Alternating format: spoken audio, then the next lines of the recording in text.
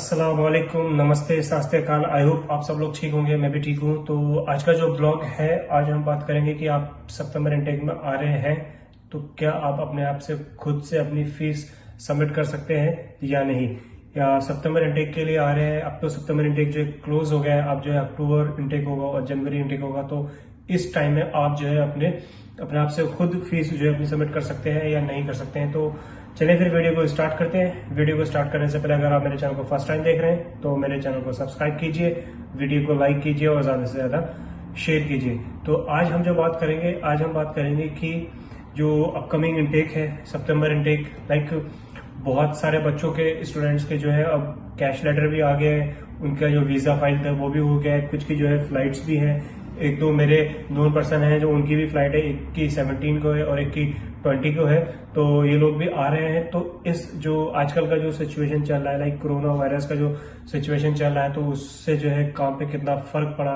Like अभी जो lockdown था, अब लॉकडाउन खुल गया है, तो उससे काम पर क्या फर्क पड़ा है, लाइक पार्ट टाइम जॉब्स पे क्या फर्क पड़ा है, यूनिवर्सिटीज पे क्या फर्क पड़ा है, काम पे क्या फर्क पड़ा है। तो आज हम जो है ये सारी चीजों की बातें करेंगे। जैसे कि अभी जो लॉकडाउन था, लाइक जैसे मैं अपनी सिचुएशन बताता हूँ। मैं जनवरी में मैं यहाँ आया था। जनवरी के एक डेढ़ दो महीने बाद जो है यहाँ पर मार्च से जो है लॉकडाउन लग गया था, और लॉकडाउन में सारी चीजें जो है बंद हो गई थी, एक्सेप्ट जो फूड इंडस्ट्री है और जो ऑनलाइन वर्क है उसको छोड़कर।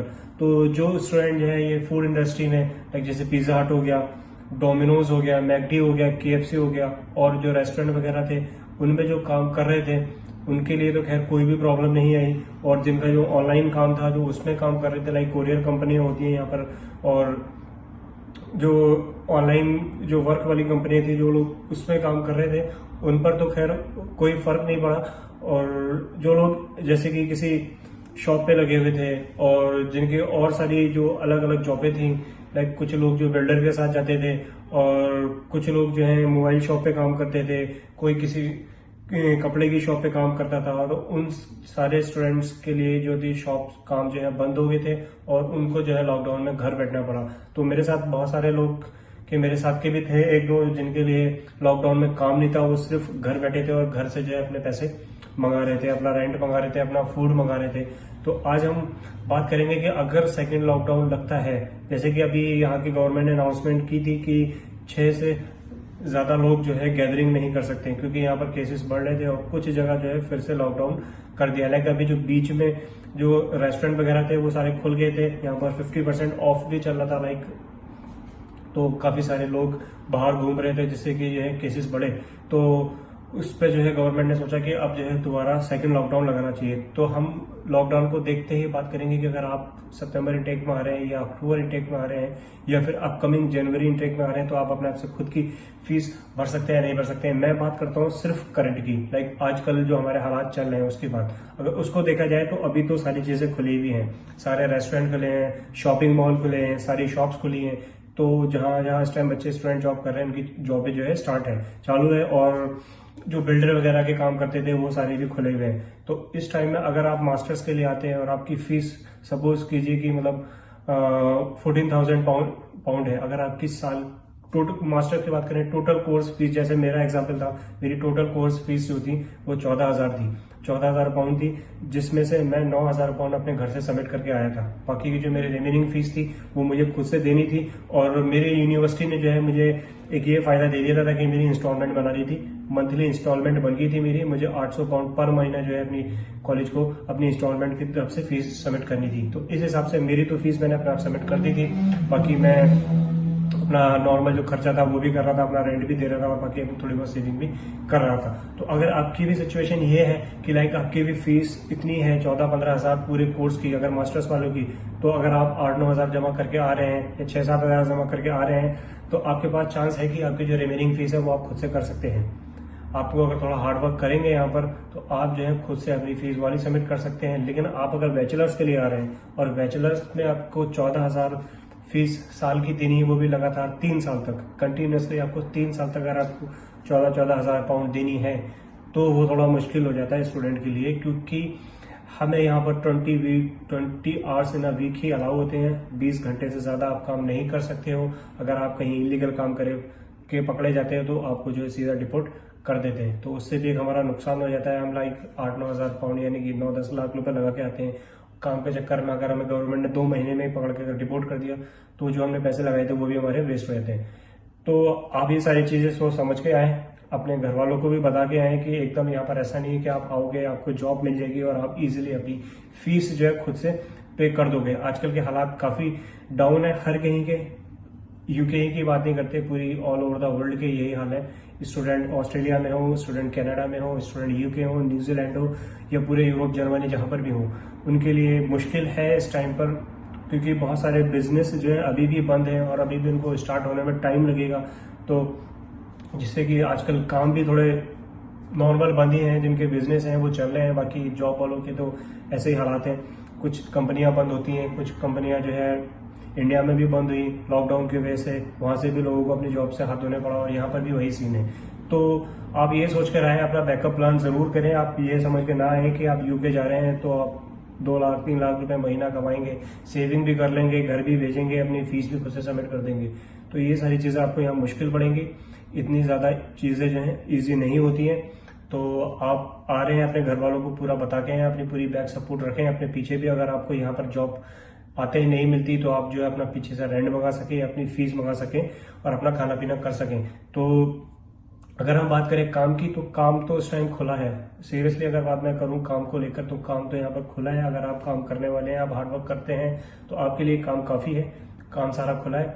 आप इजिली जॉब भी मिल जा रही है। आजकल के जो हालात हैं, अभी तो लॉकडाउन नहीं लगा, अभी तो खुल गई हैं सारी चीजें, तो जॉब भी आपको इजिली मिल जा रही है और आप अपना थोड़ा थोड़ा जो करके आप सबमिट भी कर सकते हैं अपनी फीस थोड़ी सी, और अपना खुद का खर्चा भी कर सकते हैं। पूरी फीस तो नहीं, लेकिन कुछ परसेंट जो है आप अपने आप से भी खुद की अपनी फीस कर सकते हैं।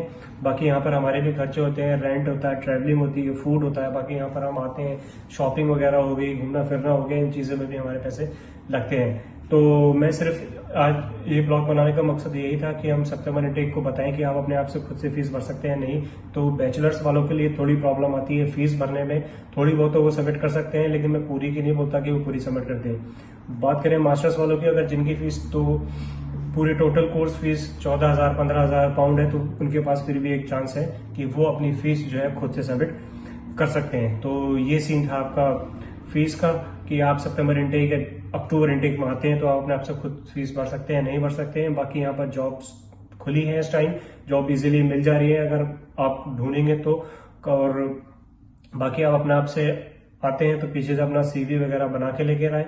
और अभी सितंबर इनटेक की शायद कुछ कॉलेज, मतलब ज्यादातर कॉलेज जो है बंद हो गए हैं, और अब जो नया इनटेक आने वाला है वो अक्टूबर इनटेक है। अक्टूबर इनटेक की फाइलें स्टार्ट होगी और जो है जनवरी इनटेक की भी फाइलें स्टार्ट होंगी। आइल्स को लेकर अभी ऐसी कोई मतलब रिक्वायरमेंट नहीं की है कि आपको आइल्स जो है कंपलसरी कर दिया गया है, लेकिन आपके इंग्लिश में 65% प्लस होने चाहिए। और आपके पास अगर आइल्स है, बैंड मैटर करते हैं सिर्फ, अगर आपके पास overall 6 not less than 5.5 band है तो भी आपके लिए फायदा है कि आपकी फाइल जो है स्ट्रांग होगी।